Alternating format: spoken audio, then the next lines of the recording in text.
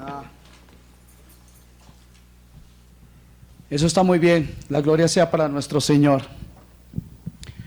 Vamos a continuar con nuestra serie, el Sermón del Monte. ¿Sabían que estamos ahí, no? Padre, que lleguen los hermanos, no los escucho. Gloria a Dios. Pues sí, estamos agradecidos con el Señor por, no sé, ¿cómo se escucha allá atrás? Bien, gloria a Dios. Qué bueno. ¿Qué les parece si tenemos una palabra de oración? Padre, ayúdanos, bendícenos. Amado Rey, por favor, en el nombre de Jesús, que tu Santo Espíritu, Señor, hable a nuestra vida y que esta palabra, Señor, haya cabida en nuestros corazones.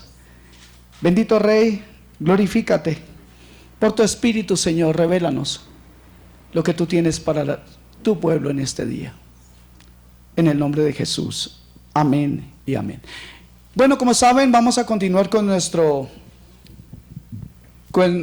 serie del Sermón del Monte y vamos a ir, les pido por favor abran sus Biblias o enciendan sus Biblias ahí en Mateo capítulo 5,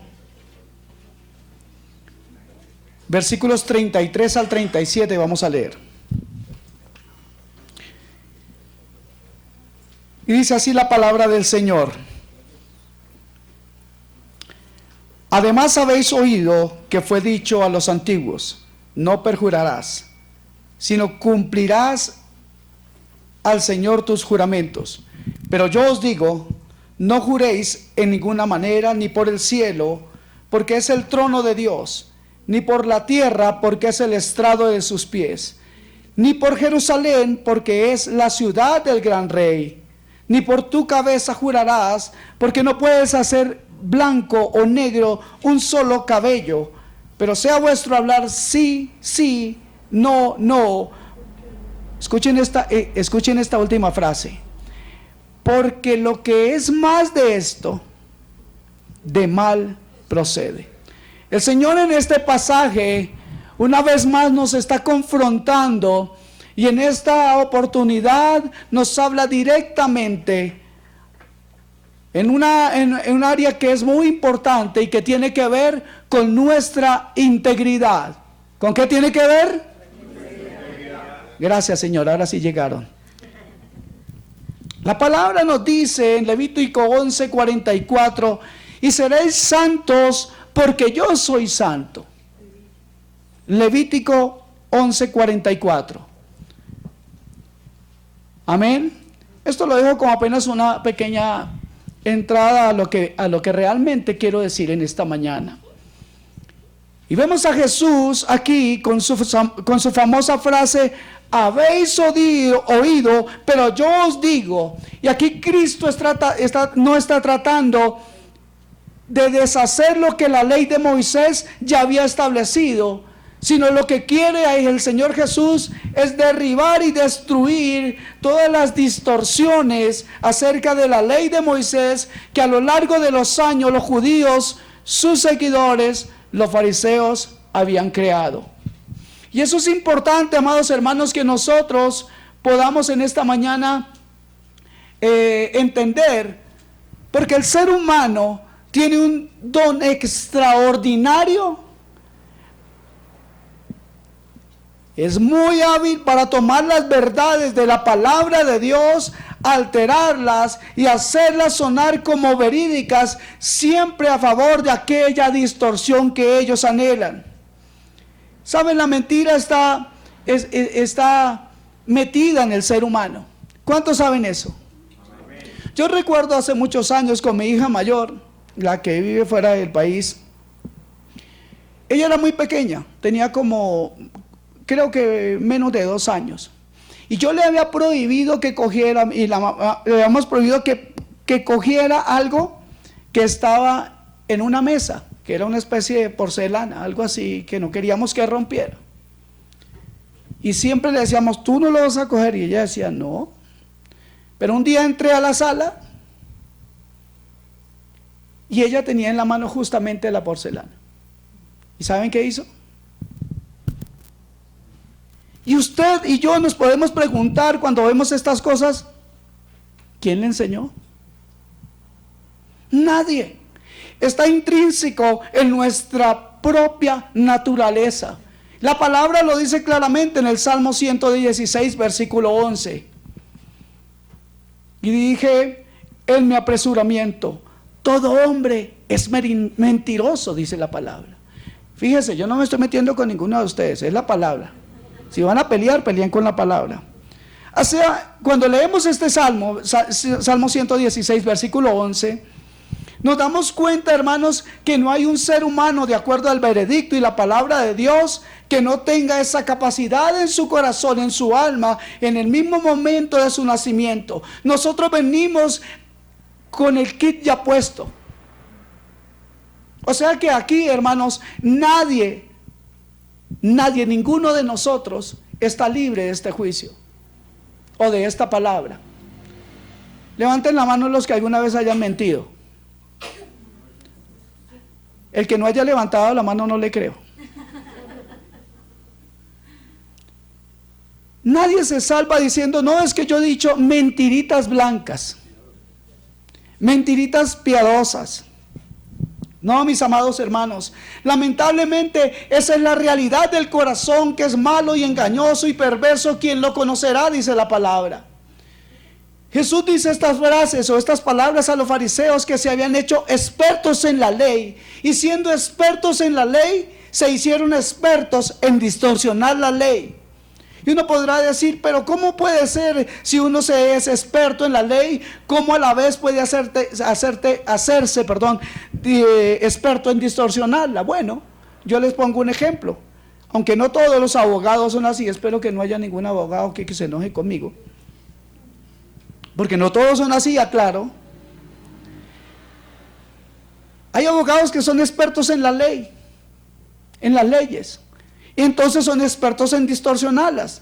De hecho, cuando estos llegan a ser expertos en distorsionar la ley, parece que suben de estatus y comienzan a cobrar más que todos los que son honestos. Es algo terrible. Entonces, se cotizan de una manera tremenda. Y yo creo que este ejemplo nos ayuda a entender en algo cómo los fariseos actuaban y cómo realmente ellos habían llegado a ser expertos en cuanto a la distorsión de la palabra. Acompáñenme por favor a Mateo 23, 16 al 22, vamos a leer ahí. Dice la palabra del Señor. El Señor Jesús le dice esto a los fariseos: pobres de vosotros, guías ciegos. Y decían, si se jura por el templo, no tiene importancia, pero si se jura por el oro del templo, se está obligando a cumplirlo. Necios y ciegos, ¿qué es más importante, el oro o el templo que santifica el oro? Vosotros decís, si se jura por el altar, no tiene importancia, pero si se jura por la ofrenda que hay sobre él, se está obligado a cumplir el juramento. Ciegos, ¿qué es más importante, la ofrenda o el altar que santifica la ofrenda? El que jura por el altar y por todo lo que haya sobre él. El que jura por el templo, jura por el templo y por el que habita en el templo. Y el que jura por el cielo, jura por el trono de Dios y por aquel que se sienta sobre él. Ya leímos hace un momento Mateo 5, 33 al 37. Y hemos visto que en materia de juramentos, los legalistas judíos eran artistas de la evasión. Hace un momento les hablaba de un abogado. Y ahora les puedo hablar de alguien que sea profesional en cuanto a los números. Un contador que lleva las estadísticas o cuentas de una empresa, por ejemplo. O a veces de personas muy adineradas. ¿Sabe cuándo son más valorados? Cuando más saben evadir impuestos. ¿No es paradójico esto? Entonces, ¿qué es lo que estaba pasando? Los judíos también se habían hecho profesionales en el arte de la evasión de la realidad de la palabra de Dios. El principio general de la evasión funciona de la siguiente manera. Para los judíos, un juramento era absolutamente vinculante según las palabras que se usaran. Generalmente, hablando, un juramento vinculante era aquel en el que se empleaba el nombre de Dios expresa y voluntariamente. O sea, si juramos en el nombre de Dios, tenemos que cumplir. Entonces, lo que sigue es lo siguiente. Tal juramento había de guardarse cualquiera que fuera el costo. O sea que quiera o sea que no quiera, tengo que cumplir porque he jurado por el nombre de Dios. Cualquier otro juramento se podría quebrantar legítimamente. Qué extraño, ¿cierto? ¿Y cómo era? Si se usaba expresamente el nombre de Dios, entonces Dios era parte en la transacción, y el no cumplimiento era no solo faltar a la palabra con los hombres, sino también insultar a Dios. El arte de la evasión había alcanzado gran perfección en el tiempo de Jesús y en medio del pueblo fariseo y el pueblo judío en general. Es muy probable que en este pasaje que acabamos de leer, Jesús esté presentando una caricatura de los métodos legalistas de los judíos. Está diciendo: vosotros habéis convertido la evasión en un arte tan sofisticado que es posible considerar un juramento por el templo como no vinculante, mientras que por el oro del tiempo sí es vinculante. O sea, sí tienes que cumplirlo. Y a nosotros nos parece extraño eso, ¿cierto? Y luego el Señor les decía: y ustedes juran por el altar como vinculantes, o sea, como algo que tiene que llegar a, que tiene que cumplirse, mientras que por la ofrenda que está en el altar pueden jurar que sí, y algunas veces incluso juraban que no. Qué terrible era la situación que estaba pasando ese pueblo. Pero yo les pregunto, ¿cuánto del juramento hoy en día vemos en la sociedad? ¿Están aquí? ¿O ya se aburrieron? Perdone que yo haya despertado. Ok. Pero no es el problema ese, mis amados. El problema es que hoy en día encontramos en la misma iglesia juramentos de hombres sin ningún escrúpulo, usando y tergiversando la palabra de Dios para alcanzar caer bien o ser agradables a los hombres. Esto está sucediendo cada vez más. Y yo puedo decirles esto: yo me alegro en el Señor que ustedes estén aquí en esta mañana, porque espero que hoy usted tenga una conciencia mucho más importante, una conciencia mucho más clara de lo que significa ser cristiano y lo que significa el Evangelio obrando en mi vida, para que mi palabra sea sí, sí, o no, no. Amén. Gloria a Dios. Entonces, es importante entender esto, mis amados hermanos. Esto que hacían estos hombres, debíamos de considerarlo o verlo como los métodos de una farsa completa, una actuación. Y la palabra para actuación en el griego es hipócrita. Es como una obra de teatro. Estos hombres hacían estas cosas. Entonces, todo el tema de tratar de esta manera los juramentos, toda la concepción de una técnica de evasión se basaba fundamentalmente en el engaño. Y ahí está el problema, mis amados. ¿Cuál es la actitud que tenemos nosotros frente a la palabra de Dios? ¿Cómo hacemos cuando nos enfrentamos a un versículo que no nos gusta? ¿Cuántos aquí tienen un versículo favorito? ¿Tienen algún versículo favorito? ¡Qué mal!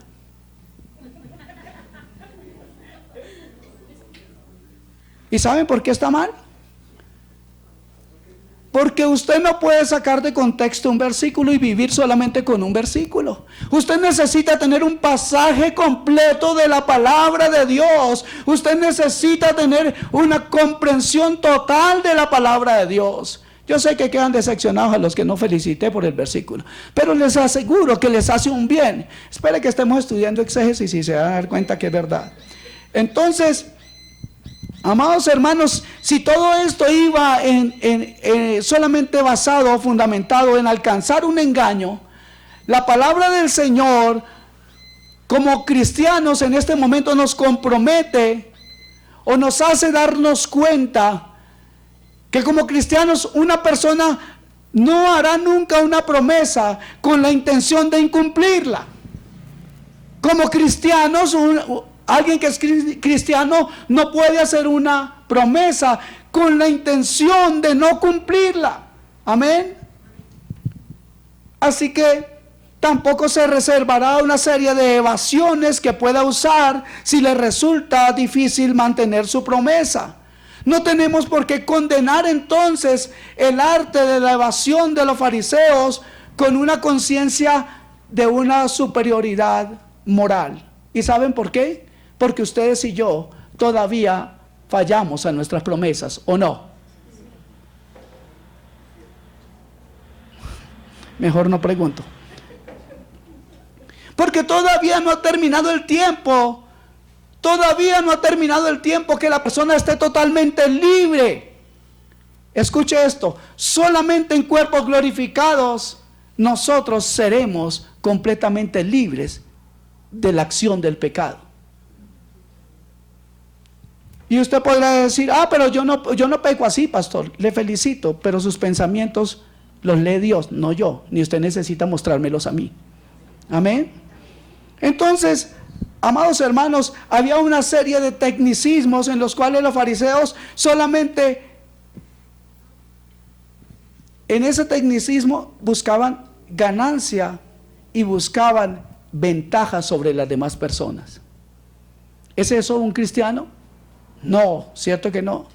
Entonces, todo ese tecnicismo que había en el tiempo antiguo es, escuche bien esto, totalmente ajeno a un verdadero cristiano. Puede que la técnica de la evasión de la ley de Dios armonice con lo que el mundo hace, pero nunca con la clara honradez de una mente cristiana.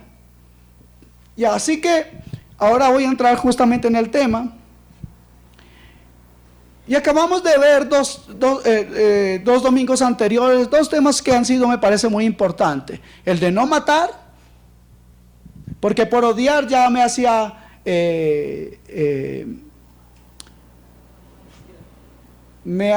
¿cómo se dice? Se me fue en español. Me hacía culpable de homicidio, solamente por odiar, por llamar fatuo a un hermano. Pero también nos dimos cuenta que nosotros podemos adulterar solamente con un pensamiento. Cuando tengo motivaciones o deseos en mi corazón por aquella persona que no es mi cónyuge. Y ya lo había puesto entonces el Señor Jesús claro estas dos partes, o lo ha puesto de manifiesto. Y ahora el Señor nos habla de los juramentos y nos habla con relación también a los votos. Definitivamente debemos entender lo siguiente, mis amados. El problema del hombre sigue siendo su corazón y no sus acciones. Porque las acciones son solamente el resultado de algo que ya pasó en mi corazón. Porque mis pecados son el resultado de mi pecado en el corazón. Amén. El problema del hombre entonces es esto. Y quiero decirles lo siguiente. Todo el sermón del monte está tratando de enfrentar el problema del corazón enfermo y engañoso o pecaminoso. Y Cristo comienza diciendo otra vez con esta figura de contraste: también habéis oído que se dijo a los antepasados, no jurarás falsamente, sino que cumplirás tus juramentos al Señor. Pero yo os digo, no juréis de ninguna manera, ni por el cielo, ni por la tierra, ni por nada, etcétera, etcétera. Y parecería que Jesús está prohibiendo todos los juramentos. Pero a la luz en realidad del resto de la palabra, tenemos que decir, o tengo que decir, que Cristo no estaba prohibiendo los juramentos ni los votos. Cristo estaba predicando en un contexto cultural en medio de unas terribles alteraciones de la ley de Dios. Estaban pisoteando la ley de Dios. Y él estaba tratando entonces de derrumbar esas prácticas, de derrumbar esos malos hábitos. Y es porque la ley es importante, que Dios la dio, y Dios le dio esta ley a Moisés para que pudiera regular cómo hacer, cómo jurar, y nos da aquí una sola manera de hacerlo. De tal forma que Dios no puede legislar. Bueno, mejor me devuelvo un momento porque voy muy rápido. El Señor le había dicho a Moisés: así harás para cuando haya juramentos. ¿Cuántos saben que se podía jurar? ¿Cierto que sí? Ahora, ¿creen que Dios se contradice? En ningún momento. En el Nuevo Testamento ya veremos que hubo hombres que juraron. De hecho, hasta Cristo mismo estuvo bajo juramento, no porque él jurara, pero ya lo veremos más adelante. Entonces, Dios no puede legislar una cosa en el Antiguo Testamento y legislar en contra de lo que ya legisló en el Nuevo Testamento. Porque nuestro Dios no es un Dios de confusión. A veces nosotros nos confundimos, ¿y saben por qué? Porque no estudiamos la palabra. Pero cuando estudiamos la palabra nos damos cuenta de que Dios no es un Dios de confusión ni de contradicciones. Lamentablemente en ese tiempo el judío había entendido, el judío o el fariseo habían entendido y estaban enseñados que ellos podían conformarse externamente a la ley de Dios, nunca cumpliéndola en el corazón, o sea, de forma hipócrita solamente. Ellos entendían que podían cumplir con algunas letras, incluso que ellos mismos habían modificado, podían cumplir la ley, pero vivían violándola en su espíritu. La ley tenía un espíritu, y el espíritu lo había dado el Señor, porque la ley nació en el corazón de Dios, no era en el corazón del hombre. Los hombres en ese tiempo tergiversaron la palabra, y los hombres en este tiempo están tergiversando la palabra, y en este tiempo usted y yo somos llamados a medir cada cosa que se nos dice, a escudriñar la palabra que se nos predica, a poner oído muy claro y muy directo a lo que se está diciendo desde cualquier púlpito. Y yo he dicho esto antes y lo repito con todo gusto. El día que alguno de ustedes me diga: pastor, esto no es conforme a la Biblia, yo seré el primer agradecido, porque tengo noticias para ustedes. No sé si lo sabía, pero yo no soy infalible. ¿Ok? Lastimosamente a veces se cree que los pastores no podemos fallar nunca en nada, pero somos hombres de carne y hueso, sujetos a pasiones, que dice la Biblia. Y no estoy disculpando nada, al contrario, estoy diciendo que como hombres de Dios, como hombres que predicamos el Evangelio, nosotros, en este caso yo como pastor de esta iglesia, estoy sujeto al escrutinio de ustedes, mis hermanos. Y esto es importante para que no sucedan cosas como las que hacían los fariseos, que cambiaban la palabra y nadie les decía que no. Incluso eran famosos por sus largas oraciones, por muchas cosas eran admirados, pero en su corazón había solamente una farsa, una gran hipocresía, una obra de teatro. Así que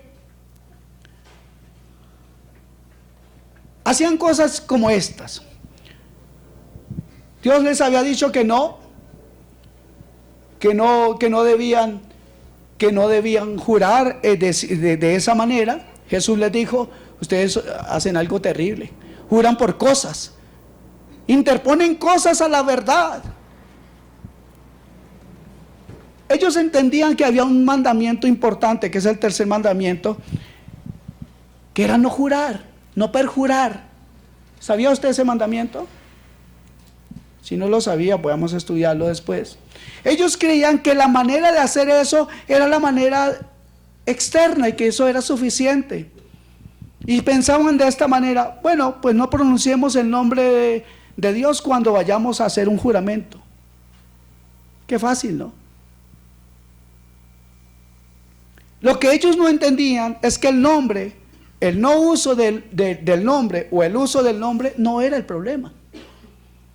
No era lo que ellos decían, sino lo que representaba todo aquello. Imagínense jurar por el templo y decir: no importa, pero jurar por el oro, y ese sí importaba. Qué locura, ¿cierto? Entonces lo que está diciendo el Señor Jesús con estas palabras es que aunque no uses mi nombre, cuando violas la integridad de la santidad de mi carácter, tú tienes un problema conmigo, hermano, porque estás fallando directamente en todo esto.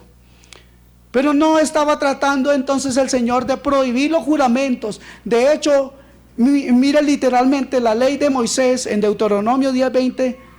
Mire y escuche lo que dice: temerás al Señor tu Dios, le servirás, te allegarás a Él.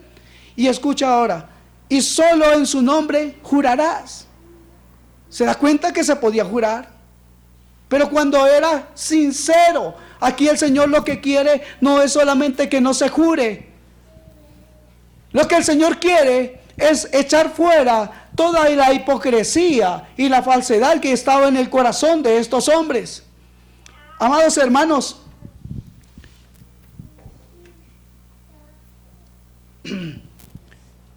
¿qué hace un hombre cuando pone testigos y por qué pone testigos? Muchas veces las personas ponen un testigo porque saben y entienden que su palabra no es verdadera, no es verídica, y por eso necesita el apoyo de otra persona. Pero qué maravilloso sería que no necesitáramos de esos testigos. Nosotros somos incluso malos testigos. No servimos ni siquiera como testigos. Yo los invito a que lean conmigo Hebreos 6:13, para que nos demos cuenta que cuando Dios mira el corazón del hombre, miren lo que encuentra. ¿Sabe qué encuentra? Cuando Dios busca un testigo, ¿sabe qué encuentra? Nada, ni a nadie. Un día Dios buscó por quien jurar, y al no encontrar a nadie, tuvo que jurar por sí mismo. Eso dice Hebreos 6:13, porque cuando Dios hizo la promesa a Abraham, no pudiendo jurar por otro mayor, juró por sí mismo. Porque nosotros los hombres no somos buenos testigos, porque en nosotros no hay la suficiente calidad humana, la suficiente verdad, porque en nosotros los hombres no hay veracidad, porque todos hemos mentido, porque todos mentimos, y porque Dios no necesita que un mentiroso venga a testiguar al pie de Él. Por eso Él mira y no encuentra a nadie capaz. Y es entonces cuando tiene que jurar por sí mismo. Dios sabe que Él es el único testigo fiel. Él es el único testigo universal. Él solamente es el testigo de nuestras acciones y nuestras palabras. Él es el testigo de nuestras motivaciones e intenciones de corazón. Cuando se nos pide que seamos testigos por alguien o por algo en algún momento, Él sabe que nosotros no somos buenos testigos. Y por eso dice: si tú vas a hacer un juramento, la única persona por el que tú puedes hacer ese juramento es por mí. Yo solamente, yo únicamente, yo en todo el universo tengo la autoridad para hacerle rendir cuentas a todos los hombres de aquello que firman, de aquello que han jurado, aunque no invoquen mi nombre, si ocurre en mi presencia. Y ustedes saben que todo lo que nosotros decimos, lo decimos en la presencia de Dios, ¿sí o no? Y Dios está diciendo: si ocurre en mi presencia, yo soy el único que puede atestiguar legalmente, cabalmente, verídicamente, y escuche esto, santamente. Yo quiero que veamos otro pasaje, y vamos por favor ahí a Deuteronomio 23, versículos 21 en adelante hasta el 23. Miren lo que decía el Señor en el Antiguo Testamento también. Cuando haces voto a Jehová tu Dios, ya comenzamos a darnos cuenta que se podían hacer votos. No tardes en pagarlo, porque ciertamente lo demandará Jehová tu Dios de ti, y será pecado en ti, si no lo cumples, obviamente. Mas cuando te abstengas de prometer, no habrá en ti pecado. Y eso es lo que Jesús está diciendo. Mejor no jures. Lo mejor es que tu sí sea sí y tu no sea no. Versículo 23. Pero lo que hubiere salido de tus labios lo guardarás y lo cumplirás conforme lo prometiste a Jehová tu Dios, pagando la ofrenda voluntaria que prometiste con tu boca. ¿Qué está diciendo el Señor? No lo cumplas a medias, no lo cumplas un poquito. Cuídate de cumplirlo. Entonces aquí hay reglamentaciones para estos juramentos, para estos votos. Dios no está opuesto a estos juramentos. Cristo no está tratando de deshacer lo escrito. Él está tratando de deshacer, como veremos un poco más adelante, las distorsiones de lo que esto era. Lo que Cristo quiere hacer es quitar de nosotros, ¿qué cosa? La falsedad, la hipocresía. Nosotros sabemos que el apóstol, por ejemplo, el apóstol Pablo entró en juramento en algunas oportunidades. Y usted lo puede ver, no vaya ahí, si quiere lo apunta. Y él invoca el nombre de Dios de una u otra manera en Romanos 1:9, en 2 de Corintios 1:23, en 1 de Tesalonicenses 2:5 y 2:10, en Filipenses 1:8. Y Pablo no está violando la ley de Dios cuando hacía estas cosas. Y la vida de Pablo, la vida en Cristo, fue después del Sermón del Monte. No estaba violando lo que Cristo estableció en el Sermón del Monte. Ayer le decía a mi hermano Leonardo, cuando estábamos trabajando aquí, salimos por ahí a comer algo, le decía, un poco en la reflexión de todo esto que había estudiado y leído, le decía cosas como, qué terrible es el hombre cuando tiene la oportunidad de tergiversar la palabra de Dios. No hay nada más grosero, no hay nada más terrible. Mire, que nosotros nos engañemos unos a otros es algo feo, pero tomar la palabra de Dios, yo quisiera que valoremos eso. Tomar la palabra de Dios, wow, mire cómo hacían los rabinos en su tiempo. Les doy un ejemplo de los juramentos que hacían. Decían, si tú juras por Jerusalén y violentas ese juramento, no hay ningún problema. Solamente que si tú juras por Jerusalén mirando hacia Jerusalén, ahí sí hay un problema. Qué locura, ¿cierto? Nos damos cuenta entonces que nosotros somos capaces de hacer cualquier cosa, incluso con la palabra de Dios, para nuestra conveniencia. Y sabe una cosa, qué feos somos. Qué feos somos. Qué malos somos. Cuando algunas veces, incluso predicándole a otra persona, acomodamos la palabra para que ponga atención a lo que yo digo, sin poner realmente la palabra de Dios con claridad.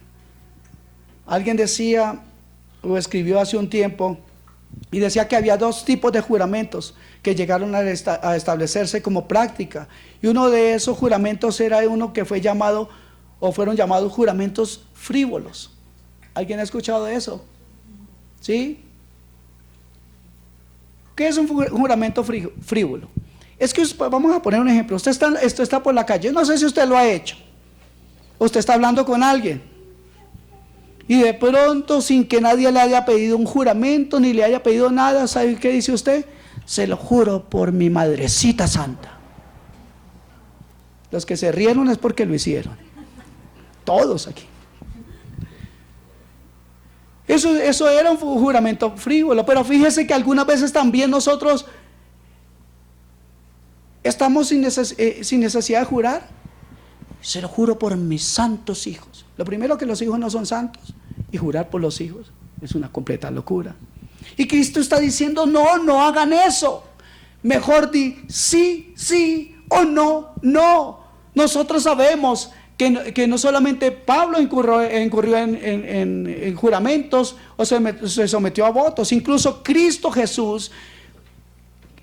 Mira, Jesús estaba callado durante todo su juicio, Pero cuando el sacerdote le dijo: te conjuro por el Dios viviente que nos digas si tú eres el Cristo, el Hijo de Dios.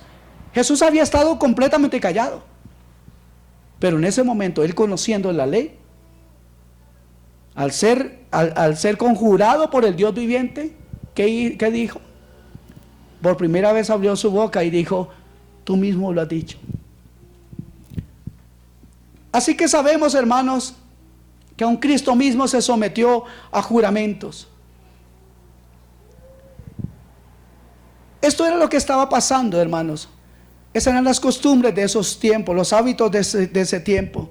Y es exactamente lo que Cristo está tratando de enfrentar en el Sermón del Monte. Eso es lo que dice él: no juréis ni por el cielo, ni por el trono de Dios, ni por nada, ni por la tierra, porque es el estrado de sus pies, y etcétera, etcétera. Amados hermanos, incluso Cristo dijo: tú no puedes jurar ni por tu cabeza, porque no puedes hacer blanco ni negro ni un solo cabello de tu cabeza. A mí se me hace ya imposible porque tengo pocos, pero ¿por qué? Porque no podía jurar por la cabeza del mismo.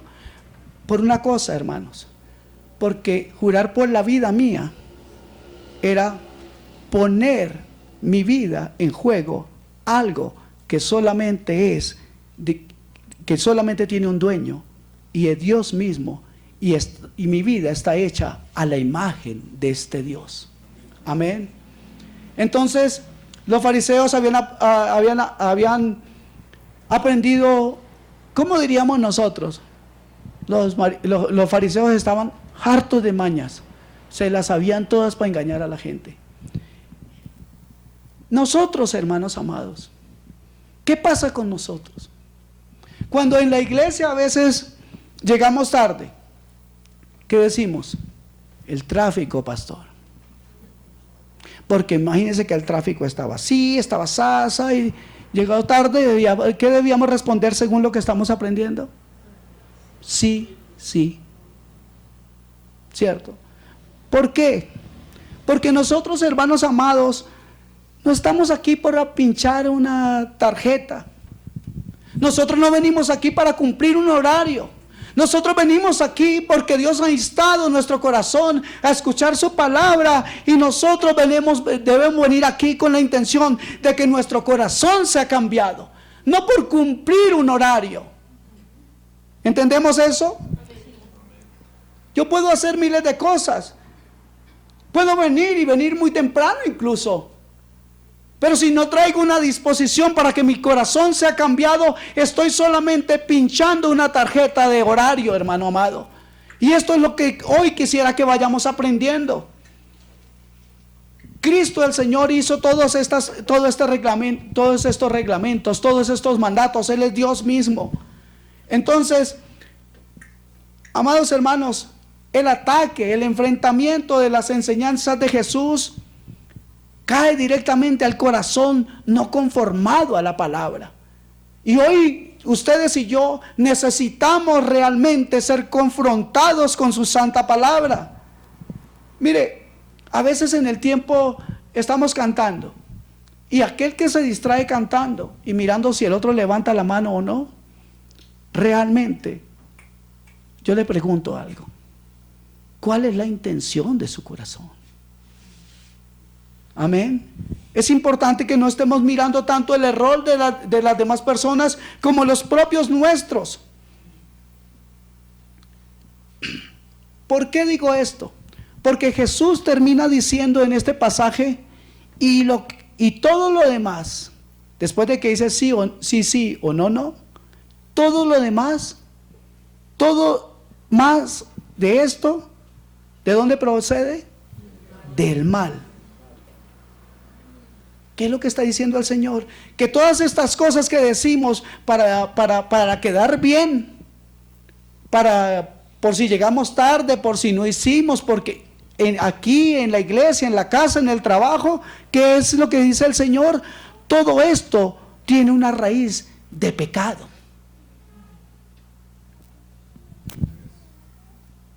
Todo tiene una raíz de pecado y nosotros nos excusamos para sentirnos bien, nos excusamos para lucir bien, nos excusamos para desplazar incluso la culpa hacia otro.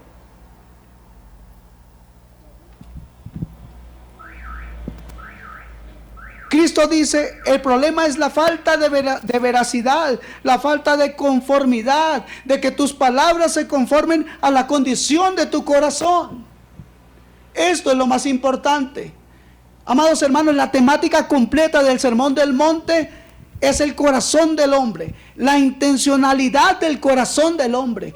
Todo el Sermón del Monte tiene que ver con nuestro corazón. ¿Y por qué cree que Jesús tuvo que decir semejante mensaje? ¿Será porque nuestros corazones están tan correctos o será porque nuestros corazones hoy necesitan corrección? ¿Cuál es la discrepancia entonces entre nuestro corazón y el Sermón del Monte? Todo se trata, hermanos, todo se trata de nuestro corazón. Todo se trata de lo que otros piensan que yo soy y lo que yo soy verdaderamente. Porque aquí puedo ser un muy buen hermano, pero que soy delante de Dios.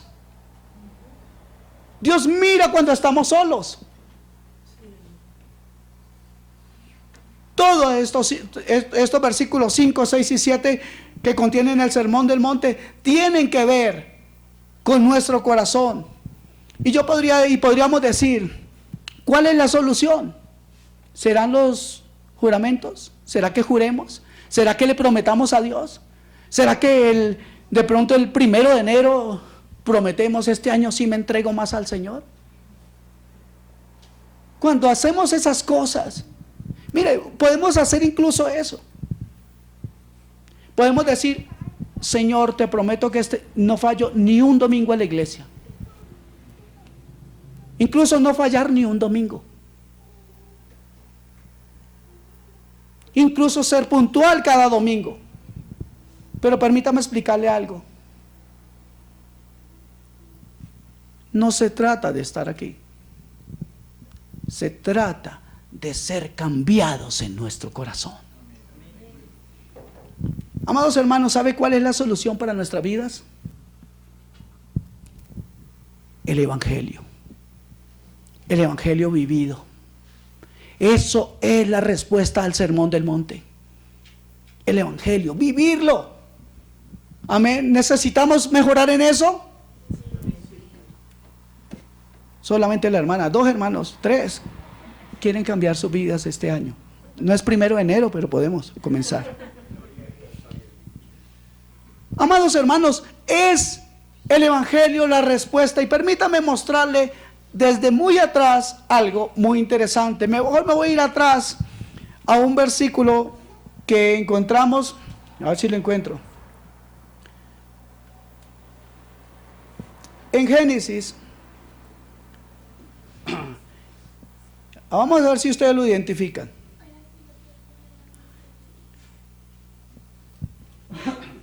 Perdón un momento. ¿No lo dije? Búsquenlo.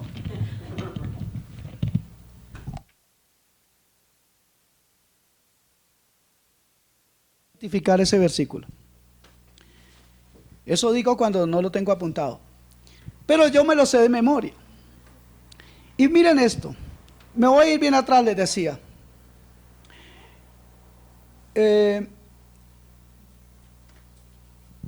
Vamos a irnos al primer pacto. El primer pacto que tú lees en la Biblia, ¿lo hace Dios con quién? Sí, ve, ¿para qué vamos a buscarlo? Ustedes saben. Y eso nos ayuda a ver que Dios no está condenando los pactos. Y en el trasfondo hebreo, en que están escritas estas palabras,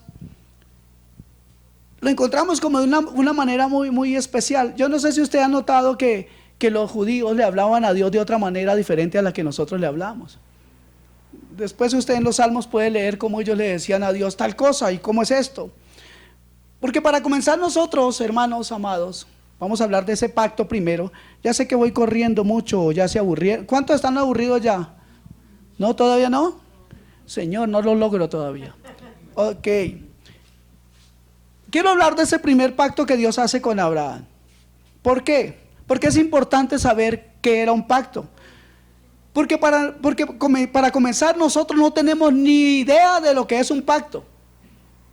Incluso en la mente judía, escuche esto, el matrimonio no es un pacto ni siquiera. En la mente judía el matrimonio no era un pacto, y le voy a explicar por qué. Porque el pacto obviamente implica dos personas o dos grupos, en este caso dos personas, en el matrimonio son dos personas, pero un pacto tenía que ser de la siguiente manera. Tenía que haber uno mayor, más alto que el otro, y uno menor. Y las condiciones las establecía el mayor de manera unilateral. El mayor decía cómo era el pacto y se acabó. ¿Ok? Y el menor podría rechazar el pacto o entrar en él, pero no podía negociar eso. Él decía, entro o no entro, pero no podía negociar nada. ¿Ok? En el matrimonio se trata de dos personas iguales. Por eso, para los judíos el matrimonio no era un pacto. Un pacto era que se hacía con alguien mayor. Y aquí son dos personas iguales. Dios establece las condiciones con Abraham en este pacto de forma unilateral, y él era el mayor. ¿Cuántos saben que Dios era mayor que Abraham? Yo pensé que también sabían que sí. Y Abraham no tenía nada que negociar. Dios sabe que Abraham no tiene el poder y no tiene la intención y no tenía la motivación para mantenerse fiel a ese pacto. De manera que Dios no lo va a dejar entrar en un pacto donde Abraham tenga que firmar. ¿Por qué? Porque Abraham no puede cumplir un pacto con Dios. Y Dios hace un pacto con Abraham de forma unilateral.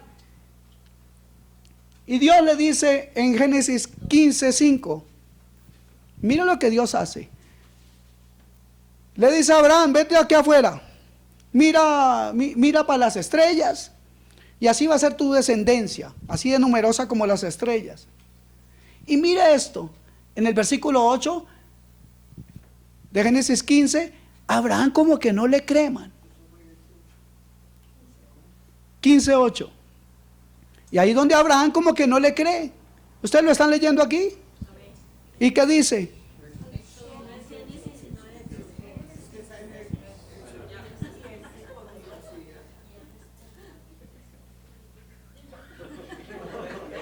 ¿Yo dije Éxodo?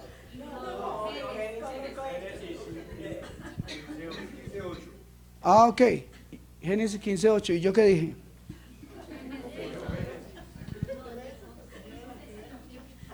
¿Y cómo es? Así que Abraham como que no le cree a Dios. Y Abraham le dice, ¿cómo así que mis descendientes más cercanos? ¿Y cómo yo sé esto? Versículo 8. 15:8. ¿Estamos ahí? Ay, Dios mío, usted. Yo no sé si usted se atrevería a decirle al Señor, bueno, usted me promete que me va a bendecir. Muéstrame a ver cómo es. ¿Usted se atrevería a decirle eso a Dios?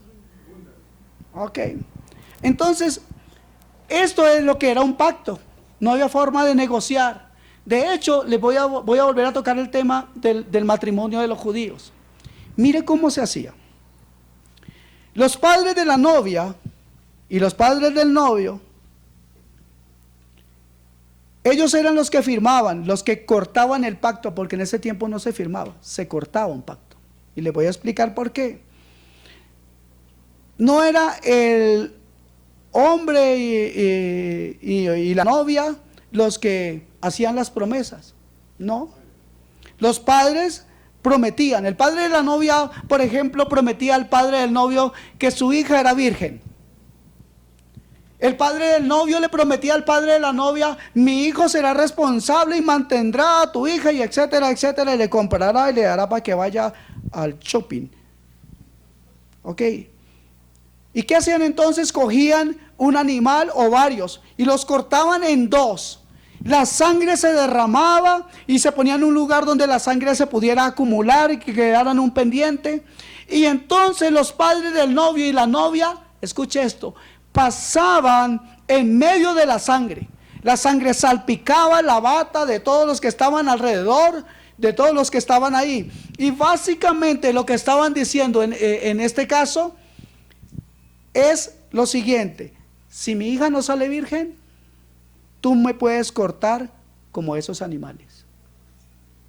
Y el novio y el papá del novio también decía: si mi hijo no sale responsable, tú me puedes hacer eso que le hicimos a estos animales. Y yo quiero decirles que hay registro histórico de eso. Es algo muy fuerte. Incluso hoy, en comunidades beduinas, ha llegado a suceder que encuentra usted un padre por ahí desgollado. ¿Por qué? Porque la muchacha... No, entremos en ese tema. Y Dios le dice a Abraham, 15:9. Usted, ¿cómo se sentiría usted si Dios le dice: ahora bueno, vamos a hacer un pacto?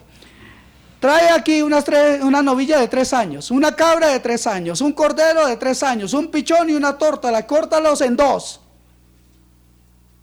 ¿Con quién estaba haciendo Abraham un pacto? ¡Wow! Ok, Dios, decía Abraham, vamos a caminar en medio de todo esto. Y si yo no cumplo esto, ¿qué me va a pasar? Lo mismito que a los animales. Y Dios le pone una condición, y esa se la dice en el versículo en Génesis 17:1 y en Génesis 18:13. Dios le dice: sed perfecto. Wow. ¿Usted cree que eso es solo para Abraham o también para nosotros? Ah, sí. ¿Saben la que está metiendo? Bueno, menos mal. Esas son las condiciones de un pacto sagrado. Tú vas a ser perfecto y los dos caminamos aquí. Bueno, y entonces escuche qué es lo que Abraham siente en el 15:17. Y aconteció que cuando el sol se había puesto, ¿hubo qué? 15:17, por favor. Densas tinieblas, una tiniebla densa, aterradora. ¿Y qué piensa Abraham? Si Dios me dice que mi parte es ser perfecto, esto va a ser aterrador para mí. Y sucedió que puesto el sol y ya oscurecido, se veía un horno humeando y una antorcha de fuego que pasaba por entre los animales divididos. ¡Wow! ¿Qué pasaba? Una cantidad de humo. ¿Quién pasó por entre las mitades de esos animales? ¿Quién? ¿Cómo lo sabemos? Que fue Dios.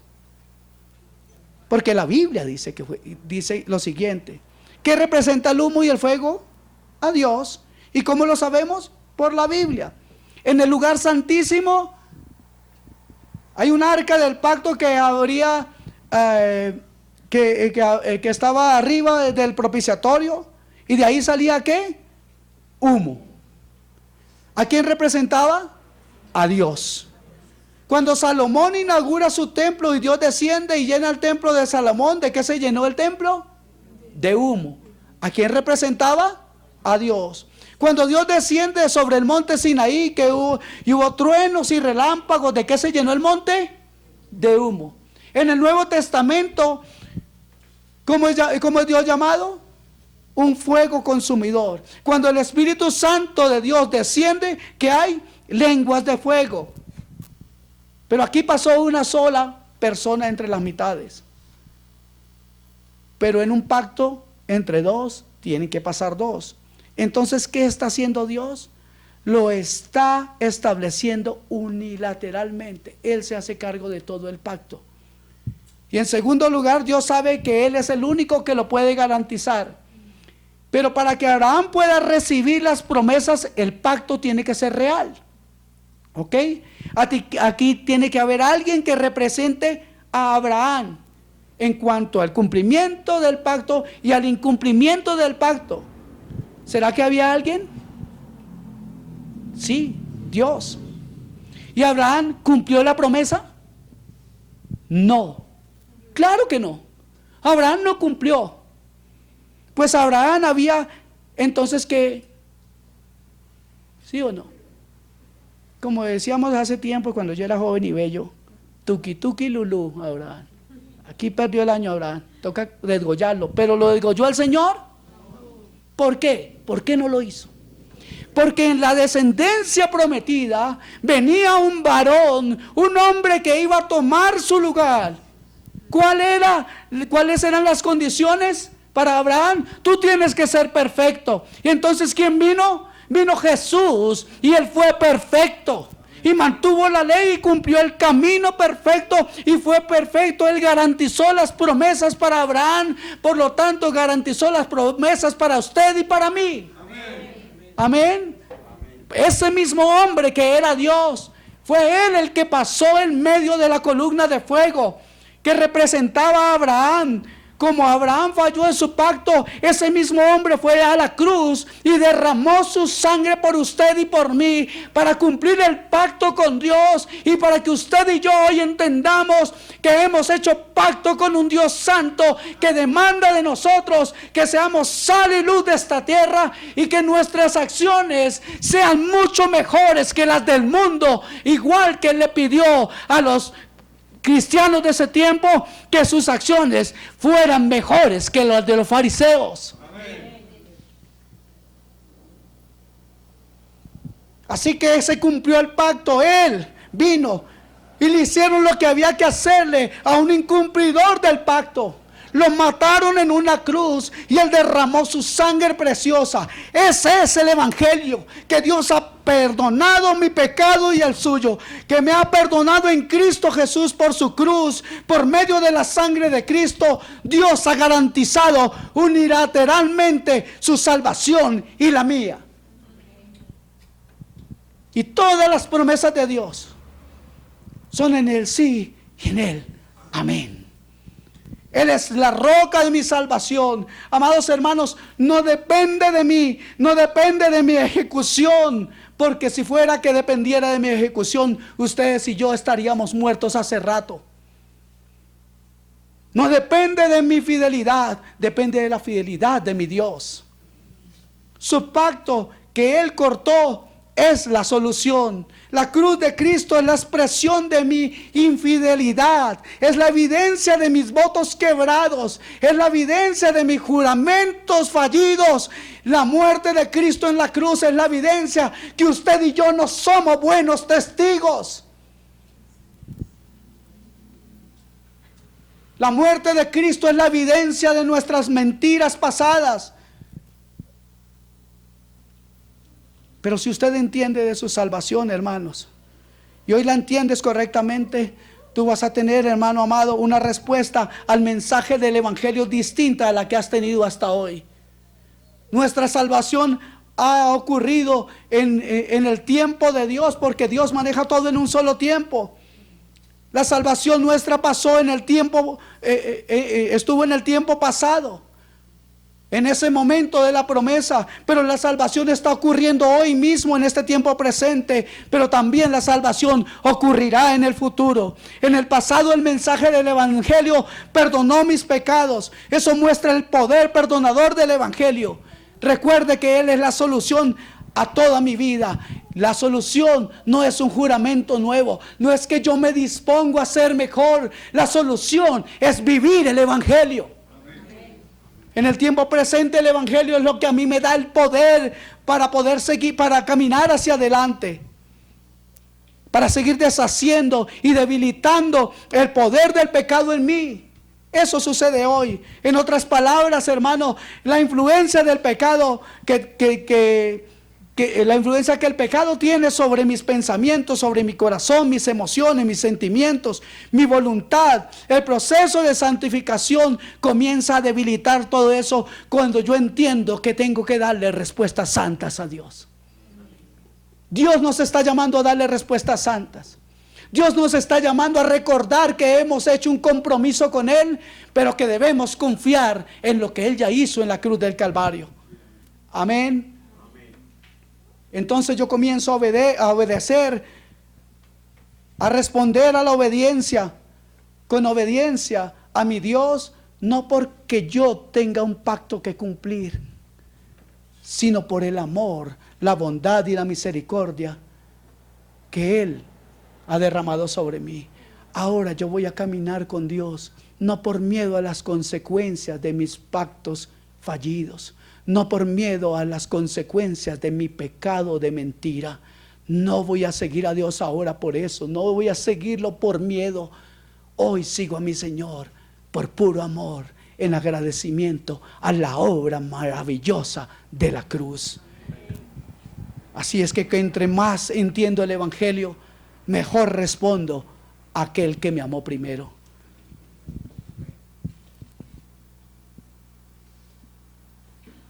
Doy gracias a Dios por cada uno de ustedes que han creído en Jesús. Porque sé, hermanos, que mucho de la sentencia que había sobre nosotros se ha ido. Y todo gracias a que Él pagó el precio. Él cumplió el pacto. Él se sacrificó. Él fue el cortado. No era solamente un pacto de palabras. Había una obra que hacer y la hizo Él. Las suyas, sus obras y las mías son como trapos de inmundicia. No sirven para nada porque están manchadas por el pecado.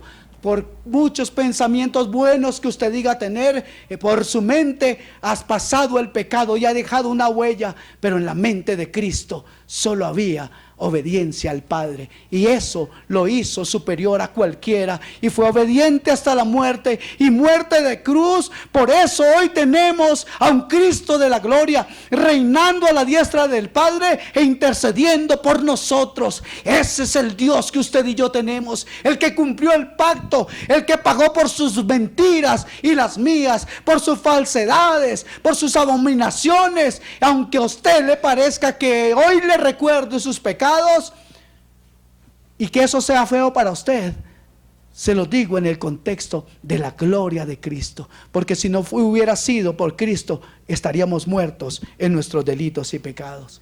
Así que, amados hermanos, este es el evangelio del cual les he hablado en esta mañana. Este es el evangelio maravilloso que nos llama a vivir otra vida, que nos llama a romper con el molde del mundo. Este es el evangelio, oh sublime, que nos dice que aunque hayamos fallado, hay alguien que pagó ese pacto. Y cualquier actitud farisea e hipócrita podemos presentársela al Señor hoy. Podemos decirle: Señor, perdóname, porque he caminado conforme a mi propia vida, mi propio entendimiento. Hoy, Señor, quiero entregarte mi carga. Hoy quiero pedirles, hermanos amados, que libres de cualquier hipocresía. ¿Sabe qué? Les voy a pedir que no mire a nadie, ni siquiera me mire a mí, siquiera escuche. Pero que sea un momento de usted con Dios. Olvídese del que está a su lado, no porque él no valga la pena, sino porque hay alguien que quiere escuchar de su corazón. Reconocer que sin Cristo estamos perdidos. Podemos haber hecho miles de oraciones. ¿Sabe una cosa triste? Aún nuestros arrepentimientos pasados carecieron de veracidad. Muchos de nuestros arrepentimientos pasados carecieron de verdad, porque muchos de nuestros arrepentimientos solamente han sido emociones. Y no estoy aquí para calificar eso, pero yo sé que usted sabe, que Dios sabe. Y ese es nuestro problema. Cuando decimos sí, Dios sabe, ese es nuestro problema. Si Él no supiera, pero ese es nuestro gran problema. Dios sabe y conoce cada uno de nuestros pensamientos, de nuestros pecados, de nuestras falsedades, de las cosas que a veces miramos y de las cosas que a veces decimos. Este Dios de toda gloria, este Dios maravilloso, que ha querido pagar la deuda, hoy te invita a entregar toda carga. Padre, ayúdanos.